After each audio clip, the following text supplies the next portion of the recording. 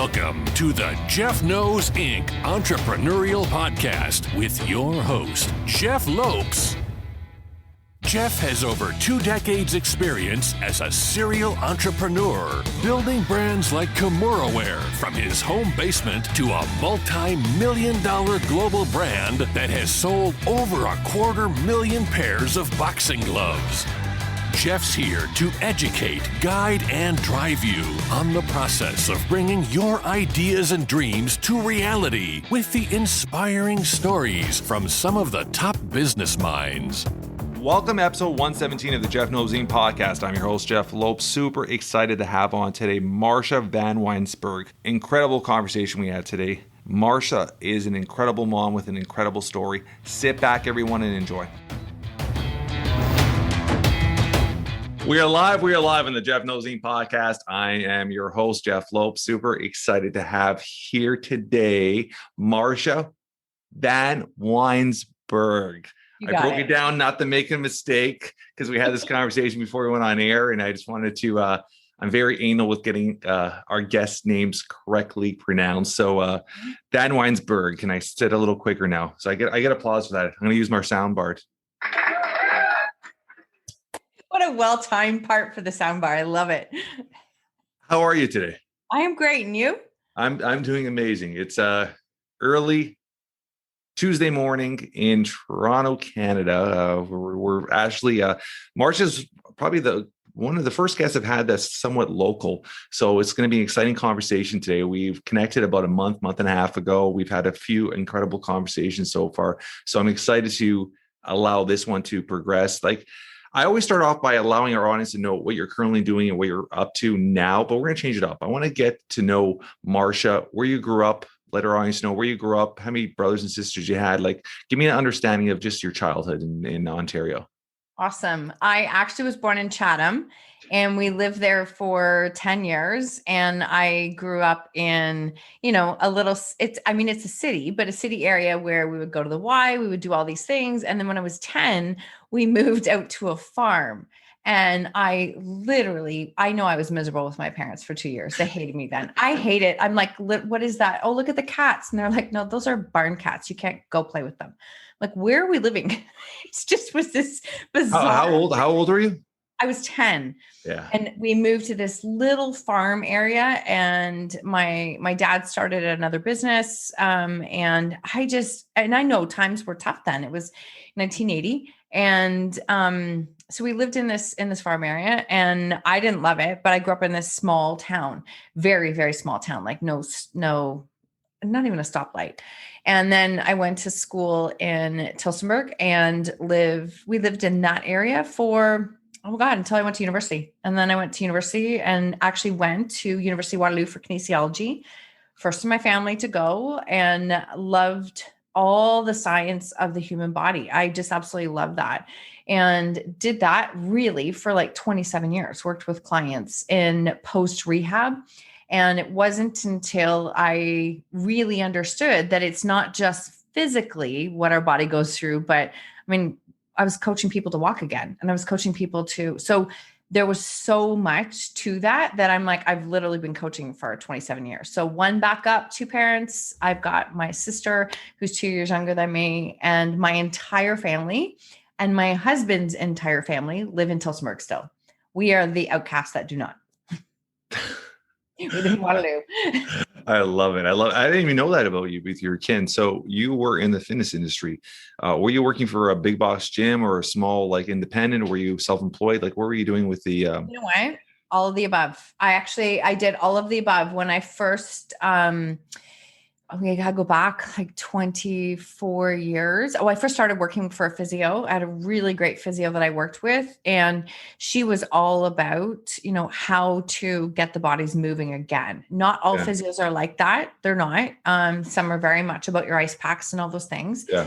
I can say that because I've been in the industry and I've seen it. And so I learned that from her. And then from there, I realized there was this gap that people would finish physio, but they were technically discharged, but they weren't ready for what life was yet. And I went, I think I could actually work with people in that gap. And so when I started in Tillsonburg, at that point, I was literally like one of the first personal trainers. It wasn't something anybody talked about, but I did it as a kin. So then we moved to Waterloo. I actually worked in at Good Life for about a year. And then I owned my own brick and mortar with 4 partners. So I got to see that aspect of it. Left a brick and mortar in 2009, and then went from there to work as a contractor, basically independent contractor for the next 10 years. So I've seen all sides of it. So, I think I think it's really important to see all sides of it. As I look at it now, I mean, especially with where we are economy wise and what's happening in Ontario, like I can relate to my friends who own a brick and mortar. I understand it's like, it's hard without the pandemic to have a brick and mortar store. And so I've seen all sides of business, and I'm grateful for all the lessons, no matter how messy they were. I love that. There's so much to unpack there. One, I guess we come from the same world. And I think we talk about that slightly when I was in your podcast, because my first real business at 19, I started when I was 17, but 19 was consulting fitness. And I had 6 personal trainers working for me at that time. So this is going back to 95, 96. Yeah. And I had 6 trainers working to me, all doing in-house training. And I did consulting for gyms and I was contracted by a big box. I don't even want to get their name in here, but big box location. And I was instilling personal training systems in the back end. I was doing back end systems. So this crazy little small world. And then I had also a brick and mortar gym. I've had a few of them, and I built them and got rid of them as well. But what you said there with the brick and mortar, that's something I've always had, that mindset, maybe as an entrepreneur, naturally coming in and looking at just business in general. I always had that mindset with the brick and mortar, where it was always something to build and get rid of, because I wouldn't want it that mindset of you're praying that somebody's coming in your door. You're praying that somebody's walking your door, right? And I think people that don't understand it fully, they think they're going to open up this door and everybody's going to rush to them, and they don't understand the mindset of. I remember I did studies on this, and that mindset of the marketing, how people's mind works with marketing is, they say an average person has to drive by a location 7 to 10 times before they even recognize it's there. And then they might have to drive by another 5 to 10 times before they actually get the inclination to, I'm going to stop and pull in. And that's if they need something from there. So the odds of something stopping to go in your location is so rare. And that's with a good drive-through traffic. So if you're not in a great high traffic location and you're just hoping for that business to come in, man, it is a hard having a brick and mortar, whether it's a mama papa restaurant, whether it's a gym, whether it's anything, especially if you're dealing with a mama papa smaller location and in a smaller town, it's not easy. It is not easy surviving. It's not like back in the day when everybody had the father and the mama papa butcher shops and stuff like that. All the locals like support it. There's not that support anymore. It's very rare to see that support because everybody deals with the big bosses. Let's talk about yourself now. So what age did you get married at? 23. I married my high school sweetheart. Just for anybody who knows, we're about to, like, we'll be 28 years married this year and together for 35. I know. Amazing. When did you have your first little one? I had him at 27. And then I had my second one at 28. So they were back to back. And I had a lot of health issues leading up to that and after that. And it wasn't until years later I realized that I had like very severe endometriosis. So I really look at it like I was blessed to have the 2 that I had, because we had, I think, 5 miscarriages total. Oh, wow. Yeah. Oh, wow. Yeah. What did motherhood mean to you? And I want to ask you what it means to you now. I want to see the difference in your mindset. That's so interesting. You know what? I remember, and I can say this, and my kids would say this too. I remember, like, it was very important to me, but I always had this feeling like I was raising them to be able to take care of themselves. I remember thinking that from a young age, we actually just joked about this recently. But even from the standpoint of let them learn to feed themselves, let them make a mess, let them let them learn. It's because I used to say to my husband, they're not mine to keep. They're not mine to keep. They're not mine. They're mine to raise, to be independent. And so it was always important to me that they were independent and they learned how to make decisions from a young age. Like I remember it's so funny, but I remember, one day my oldest wanted to take something to school. And I said, well, if you take it to school and you lose it or it breaks, whose choice was it to take to school? And he was like, mine. I'm like, so if it breaks or you lose it, then that's your choice that you took it. And he's like, I know that. And then came home and he's like, I lost it. And I'm like, well, it's like, who took it to school? So it's interesting because as motherhood went and challenges came in, I look back and I literally still had the same attitude all the way through, if that makes sense. Yeah, it does. And I love that you said that, because we live in a society now that it's there's a word I'm trying to think of now. Is it not privilege, or I don't even say privilege, but we live in a society that everybody feels, the younger generation feels that everything is due to them. Everything is, everything. There's a word I'm trying to think of right now. Well, they call parents for a long time, they called them helicopter parents. You know what they're using now as the term is lawnmower parents, because lawnmower parents go ahead of their kids and mow everything out of their way to make the road smooth.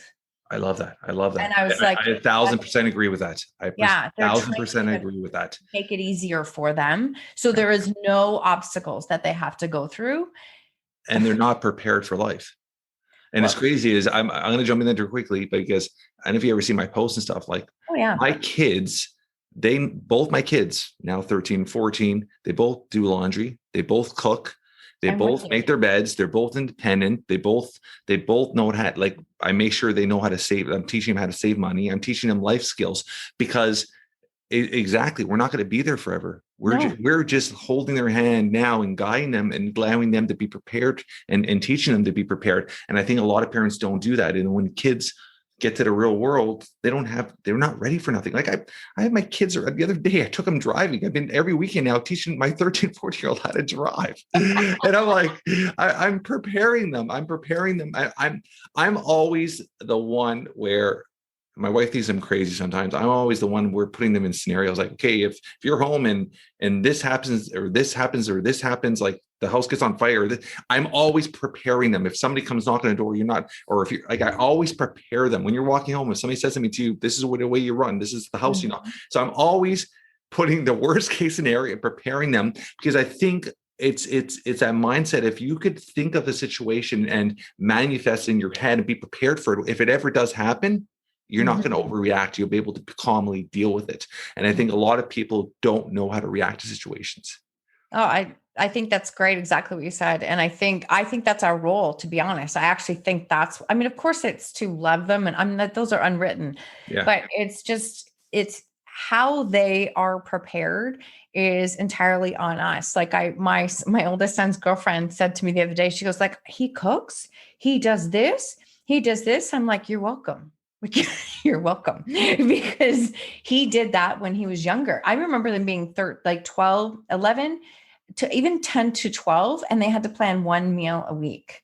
And I didn't care if we had soup and grilled cheese. I didn't care, but they always knew. They still joke to this day. We had to have salad. No matter what we did, we had to have salad. Mom said we had to have salad. Yeah, greens. But it's let them have that responsibility, because it's a good thing for them to do. Oh, 100%. And they enjoy it. Like we put in a situation where they enjoy it.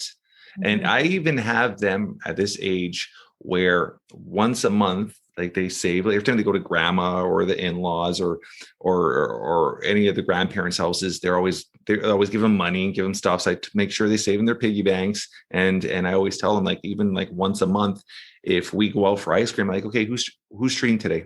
And I make them, one of them treat once a month. They treat, whether it's $10, $15, I'll end up putting the money back in there, but it's just for them to learn how to take their own money and pay and stuff like that. So I think those life skills are so, so important.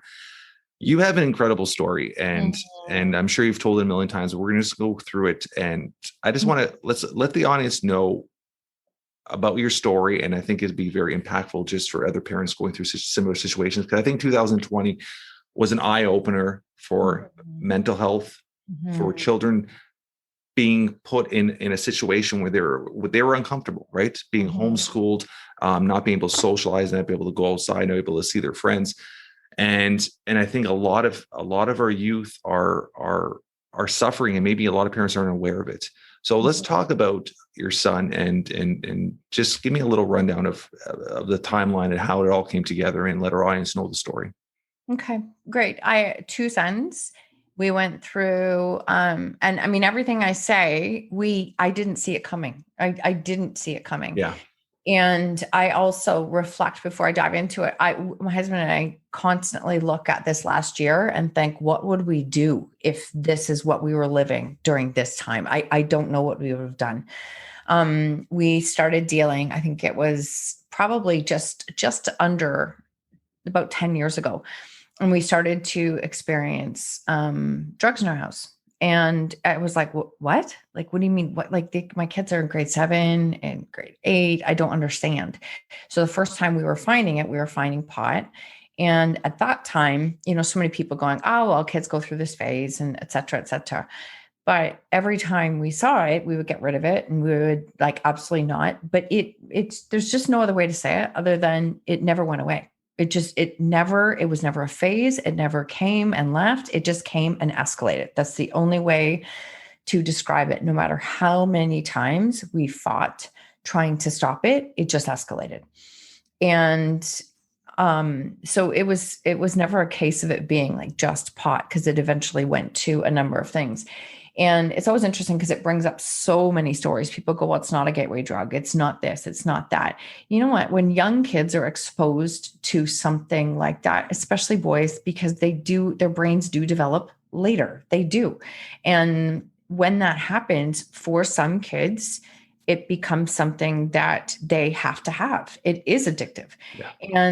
And it drives me bonkers when people say it's not. And I'm like, well, we lived through it, and I can tell you it was 100% that it was. And as it escalated, we fought it for those first couple of years. Were nonstop. It got ugly. They were minors, so they were 100% our responsibility, as they always were. But as a parent and I'm going to say in Ontario, compared to other places that I was speaking with at the time, it's if your kids are under 16 in Ontario, you have zero rights of any kinds. But you have all of the responsibilities. And that is a no-win situation. On the flip coin of that, you have kids who literally can do what they want. We had no backing from police, from schools, from like everywhere we went. It was like, well, it's a phase and you need to do something with it. I'm like, I don't know what else to do. Like, we just literally, it just wouldn't stop. And so by the time our kids, like before they were 16, both of them were gone from the house. By that point, where like it had impacted and affected, I didn't say infected, every area of our lives. Home, personal, jobs. My husband had lost his job at that point because chaos is an understatement. What we were living through, kids missing for days on end, missing, not coming home, damaging house, scary. They had changed personalities. They were not my kids anymore. And many people would say, I've had many people say unbelievable things to me, but many people say that, well, at least you didn't lose them. Like, at least they didn't die and you didn't lose them. I'm like, oh, I lost them. Like, you have to understand, there were months on end that I didn't know where they were and never spoke to them. And it was a case of, I did lose who they were. Like, I got to a space through a lot of support and counseling that if they ever came back, they weren't the same person anymore. What age were they at this point? I would say by the time we hit 15 and 16, it was an absolute early high school. Mm-hmm. Yeah. By the time we were in grade 9, 10, didn't even make it to 11. Were you aware of their friends and who they hung around with and all this stuff? By this point, No, there was nothing. Like they were. Because you live in a small town, like it doesn't. I mean, this might be like small town folk, but doesn't everybody kind of know each other, like parents? Well, we're in Kitchener-Waterloo. Oh, you're in Like, Kitchener now. yeah, Okay, and okay. we were then, and we were in Kitchener. We moved here in 2001. Yeah. But we lived in a subdivision that I'm going to say stereotypically, you're like, well, this doesn't happen here. That's the kind of thinking that I'm being very transparent, that I was like, I don't understand. Like, this doesn't happen here. This is not what, but in fact it does. And it actually happens significantly more in some of those areas. So by the time we were like,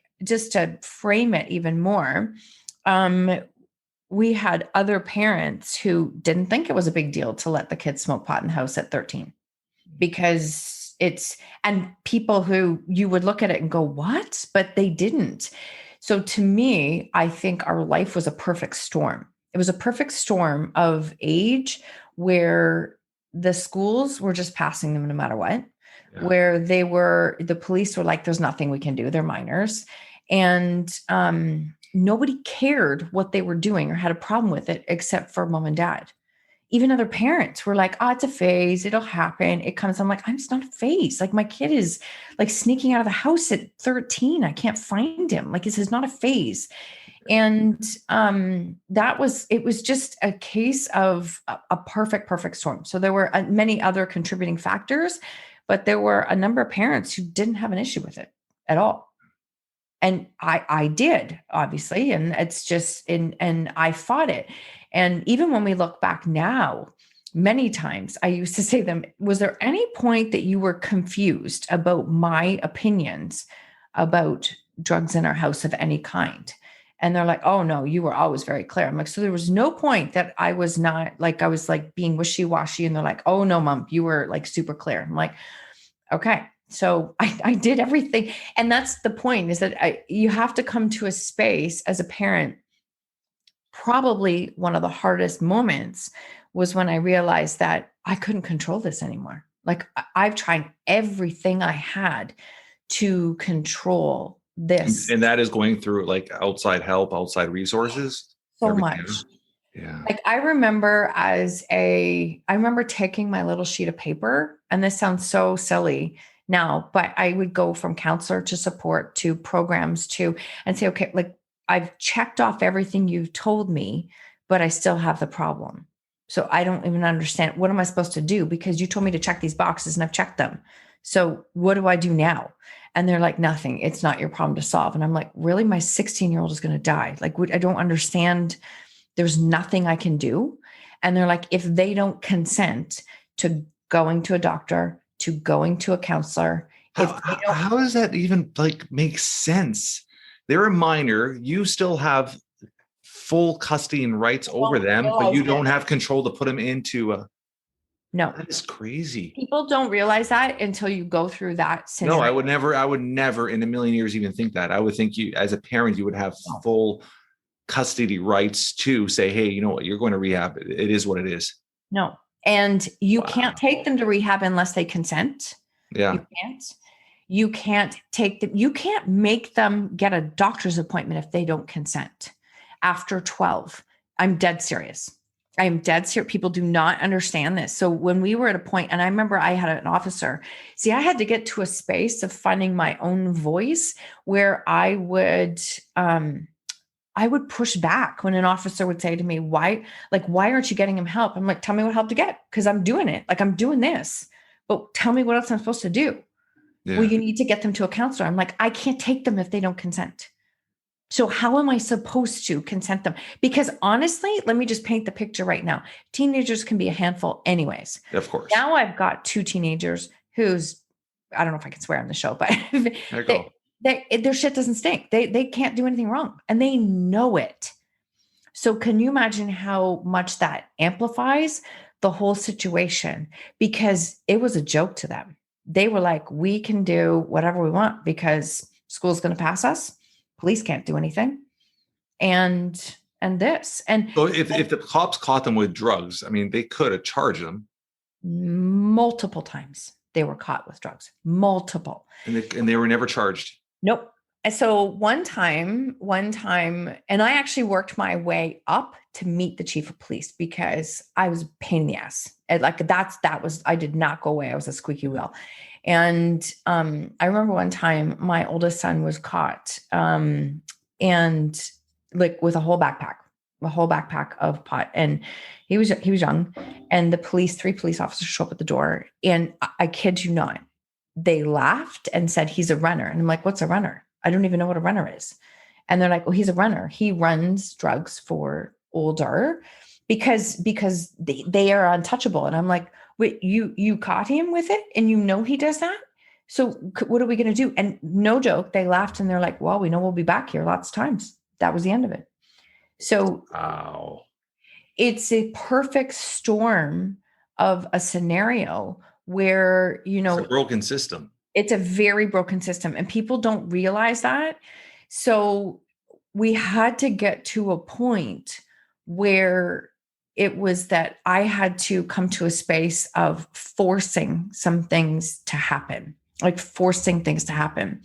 And as a parent, and I don't know if it's changed since then, I doubt it, but is that you have to push to have charges placed. So that's the space I had to go to as a parent. They will not charge a minor without the parent's consent and agreement. So now as a parent, you're trying everything you can to save your kids and do what you can, and you have to be the one to charge them. And knowing what I know now, I wish I'd have done it so much sooner. So we've charged both of our kids multiple times. We spent multiple occasions in court. So many, I could never count them. And that's the space we had to come to, because I had to go to a headspace of realizing my job as a parent is to give their future self a chance. Yeah. Yeah. My job is not for you to like me. We're way past that. Like, we're way past you even considering to like me. It's not my job. My job is to give your future self a chance. I remember sitting in court once and being very open with, I remember sitting in court once and my son looking down and going, what, did you do this? Like, did you actually charge me? And I'm like, 100%. And I'll do it every single time I have to, because that's my job as a parent. I'm giving you a chance. I want to give you a chance to survive.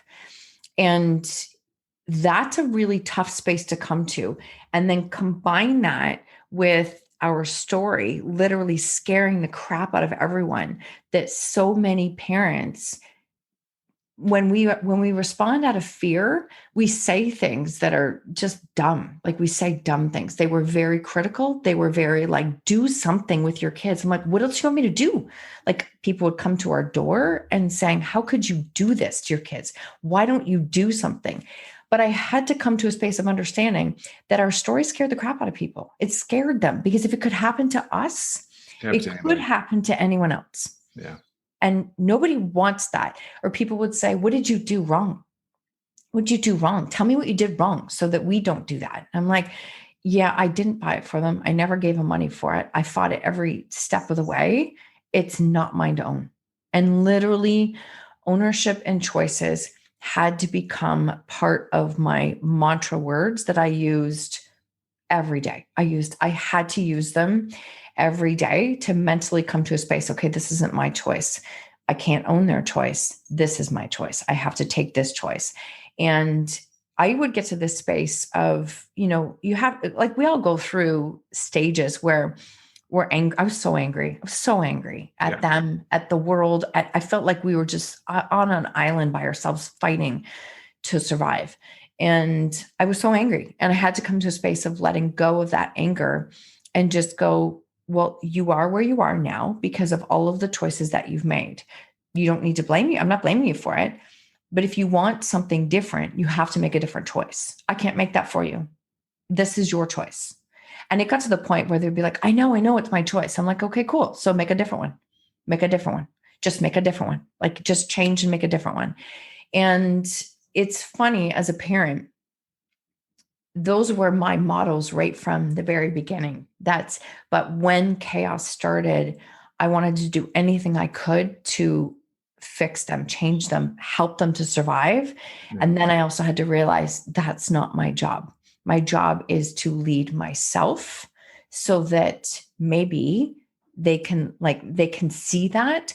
And a counselor said to me at one point, she said, you have to understand that you have to be a springboard for them. If they ever decide that they come back and want your support, and right now you're a big pile of quicksand, you can't do anything for them if you wanted to.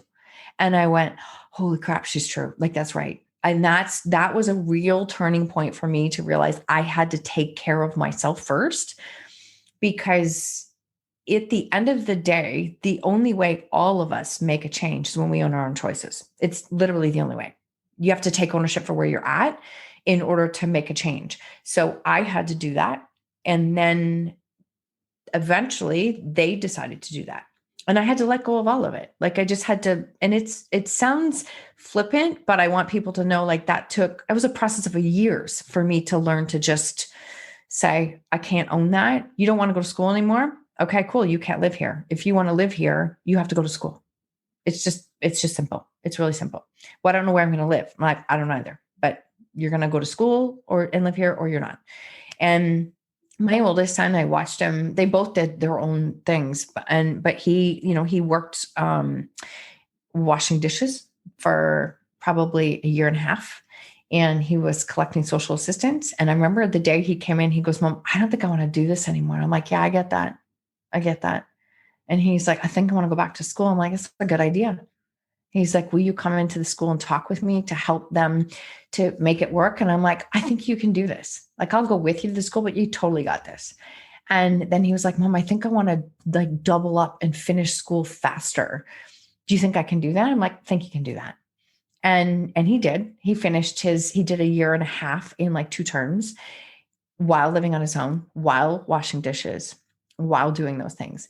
And I remember at one point he said, This is your oldest or youngest? This is my oldest. Yeah. They've both done different things incredibly well. And my oldest came and he said something about, I don't know how it went, but it was something, the fact that, a lot of people said that they stepped in and that's why I made the changes that I did. And I said, you know what? I want you to know something. You are the one that made this happen. Like, you are the one that made the change, that decided to do this. You get to own it all yourself, because I'm not going to take credit for that, because you did that. Like, we have to let them own their wins and their failures and choices too. I think that there's pros. I think we have to do both. And it's like, I've been here and support. I will always love you. Always love you. I won't tolerate certain choices, but I'll still always love you. And I think that's the space I had to come to. I know it's a lot. No, it's a lot to unpack, right? And and I knew a part of your story. I didn't know it to the full extent. And it's hard because through a lot of those moments, even when I think this is something we talked about, if I'm not mistaken, but through a lot of those moments, you had to be courageous.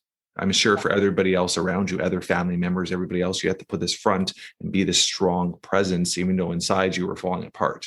Yes. And I think that is, some people think it's not courage, but that is a huge part of being courageous. Mm-hmm. And I don't know if we talked about this, but when we came home from the hospital with my son, my wife went through a stage where she was blaming herself for that. She had put in her mind that she couldn't understand why she didn't drink, she didn't smoke, she took care of herself, and this happened, and crackhead moms were having healthy babies. And she couldn't understand that. She blamed herself. And then I had my parents and my in-laws and everybody stressed in this high anxiety. And I kind of had to calm the situation down, even though I mentally was going through a lot myself, but I just kind of I almost put a shield on it and said, you know what, I gotta deal with everybody else. I'll deal with myself later. And I kept putting it down. And I think that is, in a way, now that I could go look back at it, it is being very courageous, which you did.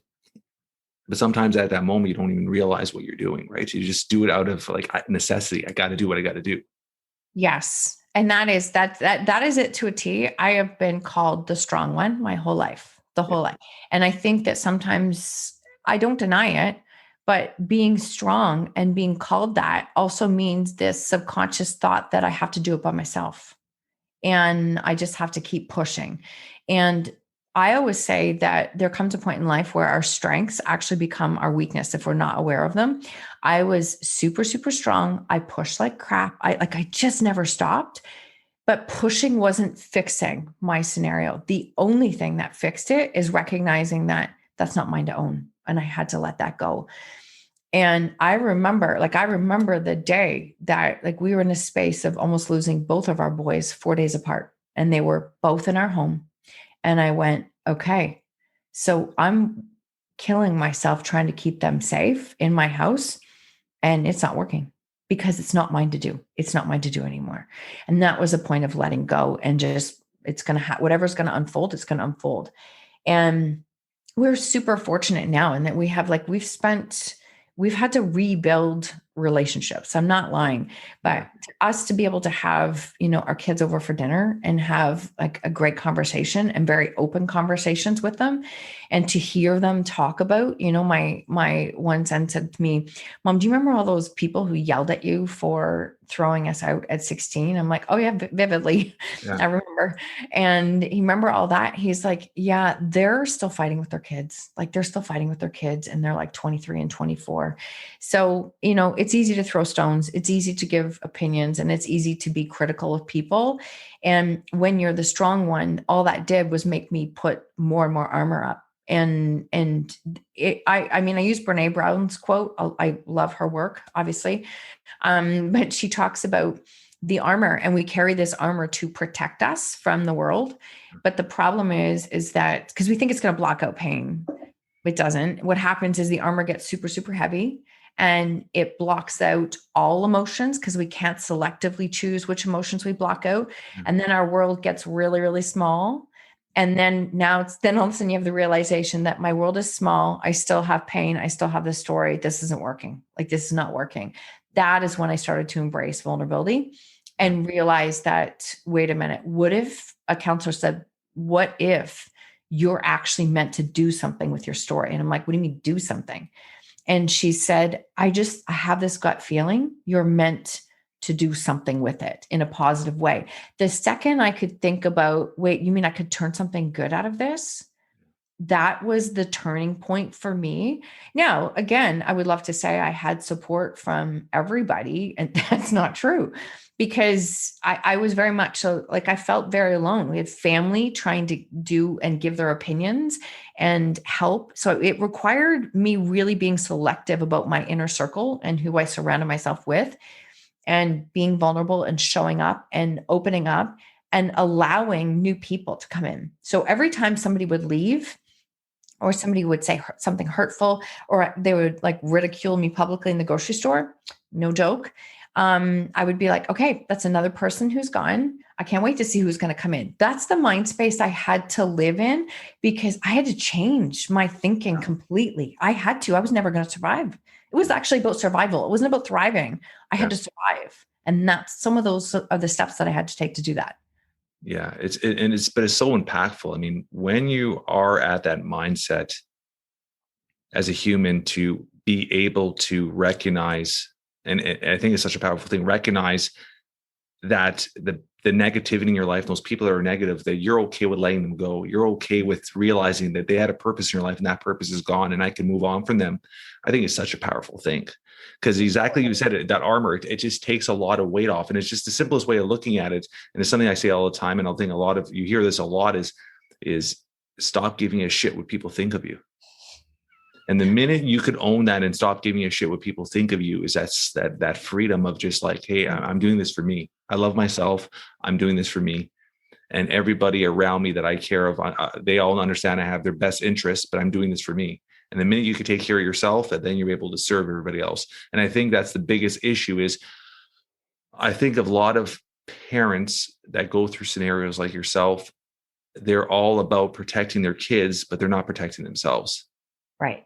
And the minute you could protect yourself and own yourself and do it for yourself and understand yourself and understand what you're going through, it just gives everything so much more light and understanding. So I appreciate that.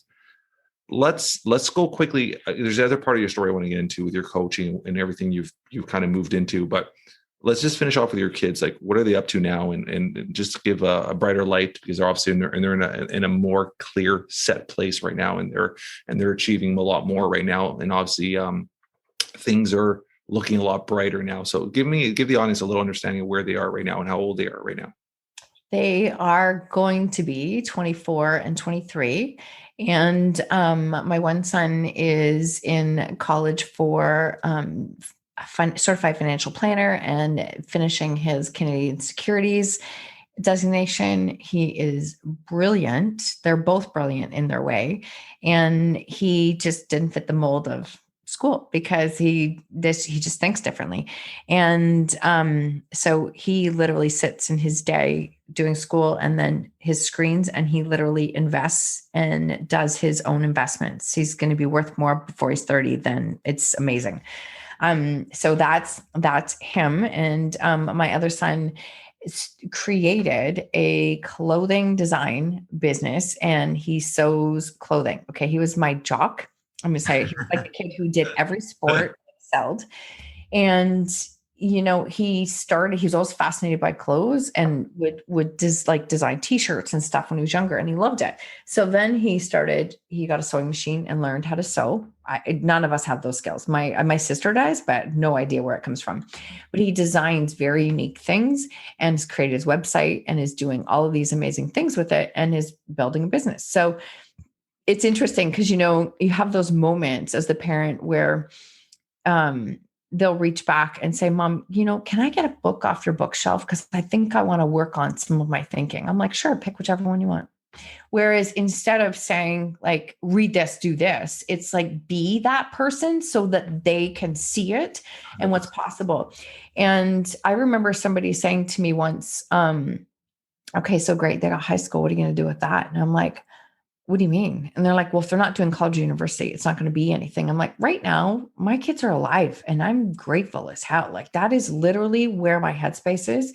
I just wanted them to do whatever makes them happy. So with my son who is sewing and creating like really unique designs, he made a comment once, are you okay with this? I'm like, you're thrilled. I'm happy. We're good. Like, honestly, that's my level of expectation. I'm just so happy that they are here and healthy, and we get to have, Sunday dinner with them. So it's when you have a lot of challenges in your life, you learn how to be grateful for what you have in that present moment. And last year when the pandemic started, a lot of people were like, oh my gosh, your birthday, it's your 50th birthday. And this is the worst thing in the world. I'm like, isn't it bad? Like, this is bad.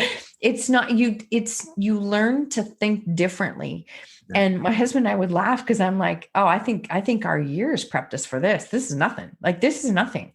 And so it's interesting, as hard as those years were, I could have never learned the lessons that I needed to learn from a book. I completely changed as a person. And yes, it was hard. Yes, it was ugly. I'm so grateful for it. I know that sounds bizarre. I am so very grateful for it. I love that. I mean, that's something I talk about all the time too. I go, everything that happened to my son and happened to us as a family, I want to change it. That's what has made me as a man and made us as a family. Yeah. So I agree with that 1,000%. You have to embrace and understand impactful stories and embrace those stories and let them be open and honest with them. Right. So I love that part of it. Yeah. You have transitioned into the coaching world, and obviously you took the advice to tell your story.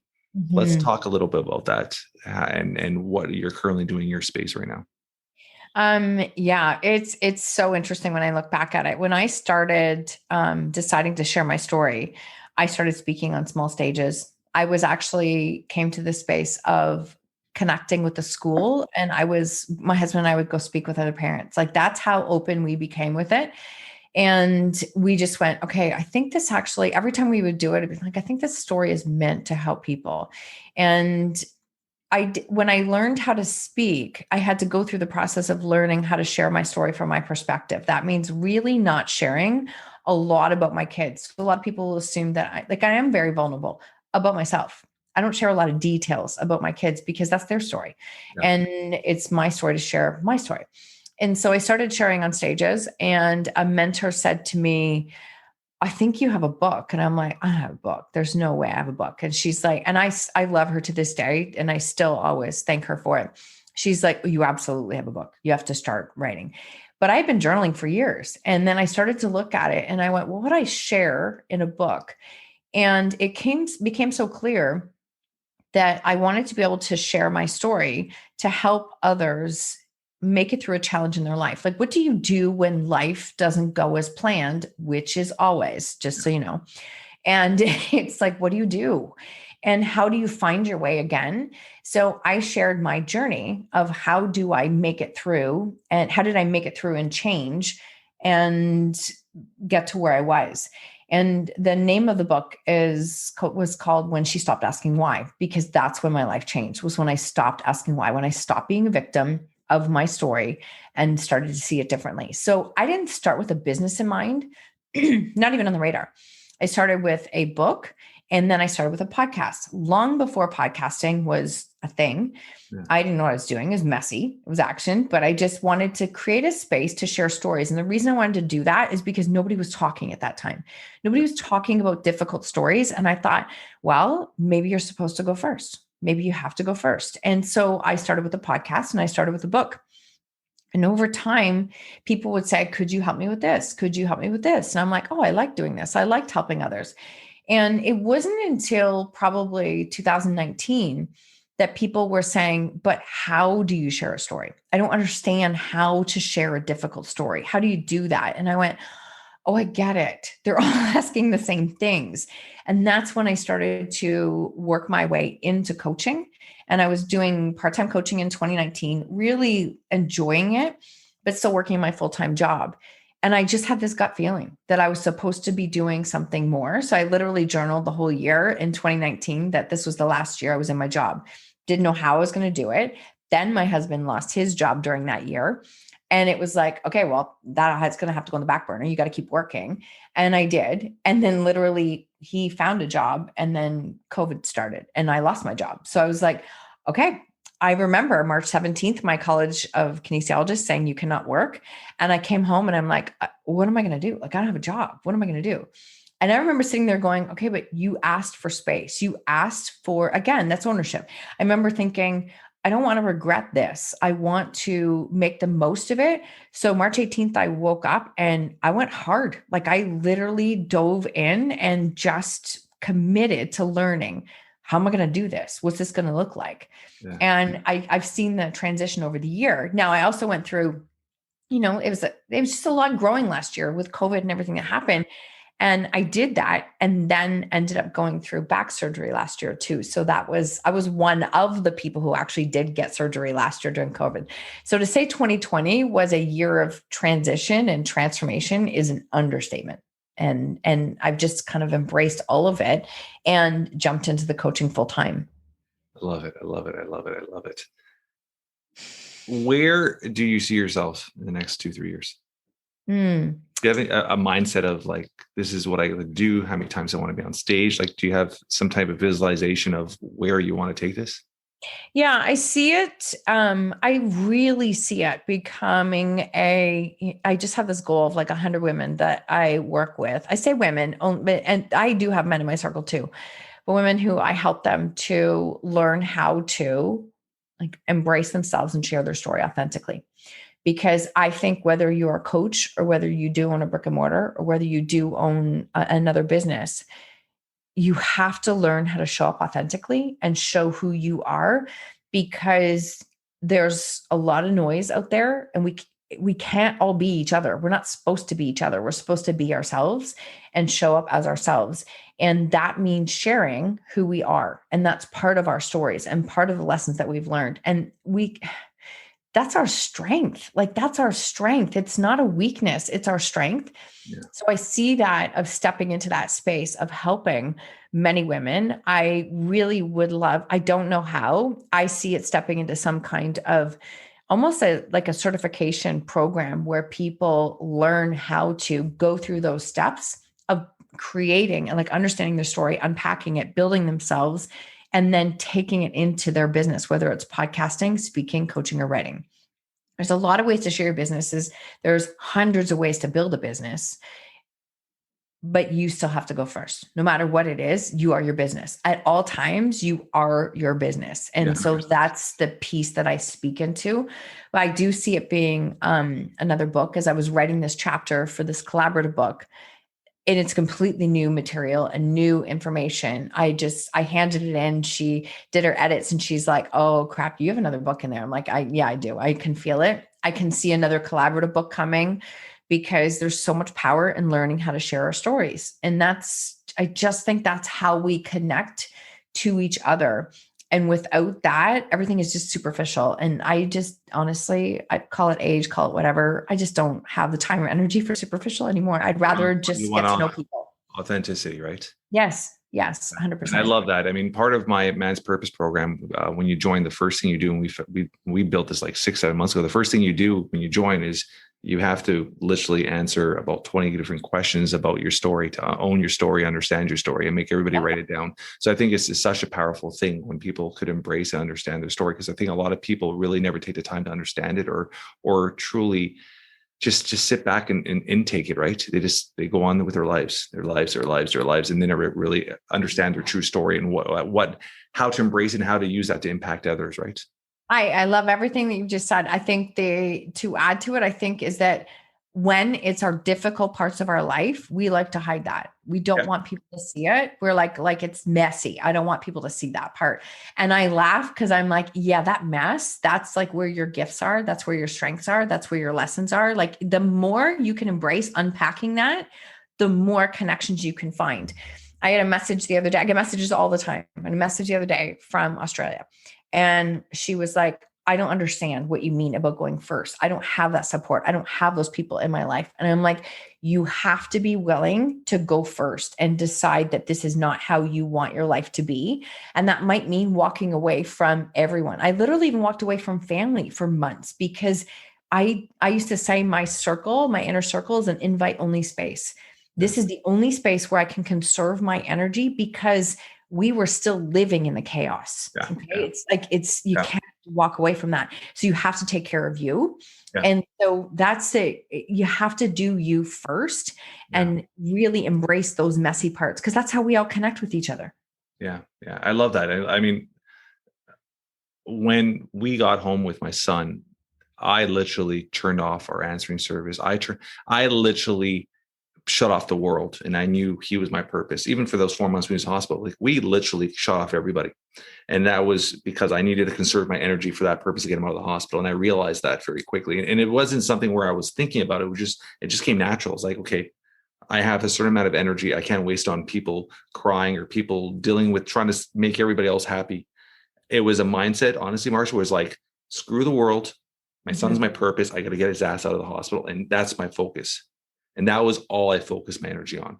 And that was, I think, what got me through, because if I was so worrying about answering the phone and telling everybody the story and telling everybody what was happening and updating everybody, I was just like, that would have just destroyed me.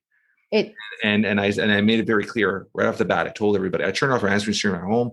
I turned off my business line. I told everybody, and I said, this is for the next till my son gets home, or to whatever happens. No one's going to hear from me. Just let me do my stuff. I'm okay. I'll take care of myself. And that's what we did. And it was hard for my wife, because my wife wanted other support. And I was like, no, we'll do this. We'll get through this. And that's smart intuition. That is really, really smart intuition. It wasn't something where in my head I had a plan. It was just something where in my head, I just knew it was just in my head. I was like, that is what I need to focus on right now. Like I can't, there's not enough energy in a day to focus on other things. And I realized that, right? And I'm grateful I did that, right? It just happened, but I'm grateful I did that. One quick question before we head off today. If something were to happen to you today, in a few words, how would you want to be remembered or described by your loved ones? I would want to be remembered as a courageous person who gave others the permission to show up. I really want to be remembered as like, she gave me permission to be me, to show me what was possible. Like, she just gave me permission to not be afraid of how it will unfold or whatever that is. And she also gave me permission to know that I could do something very positive with a difficult story in my life. Like she gave me permission. That would mean the world to me. Love it. Love it. I love it. How could our audience get a hold of you, follow you, give some information? I'm going to put it all in our show notes either way, but just give a little shout out to what's your best social handle and your website and all that stuff. Absolutely. It is Marsha Van W is on Instagram. You start typing Marsha Van W and it'll come up, whether it's website, Facebook. It's like, that was when I realized early in business that I'm going to use my name because that's what all comes up. So it was easy. So that's where you'll find all kinds of things. And I do, small breakthrough sessions. I do, intro sessions to help people with storytelling. And then I do group coaching and 12-week programs and just really help people to unpack what their story is. It depends on what level they are at and wanting to create change. I think the biggest thing is that I recognize, like, I work best with people who are like, okay, help me with how. Like, how do I do this? If you're in the early stages in the victim, then, and I spent a long time there, so I don't judge that at all. That's not where my strength is. I'm the one who can help you to see it differently and make those moves.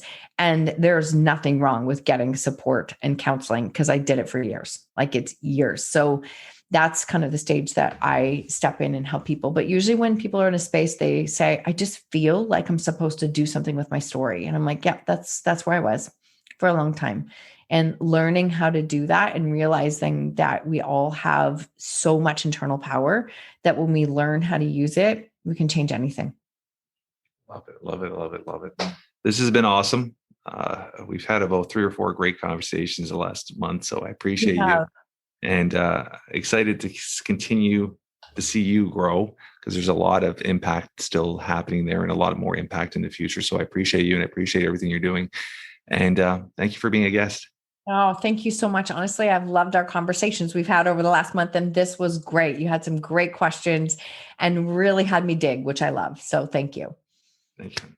That's a wrap for today. I hope you guys enjoy this conversation with Marsha as much as I have. Please do, like always, spread the word. Tell your friends, tell your family, leave a review. 5 stars will be incredible. We always love spending time reading the reviews. Until next week, guys, keep moving forward.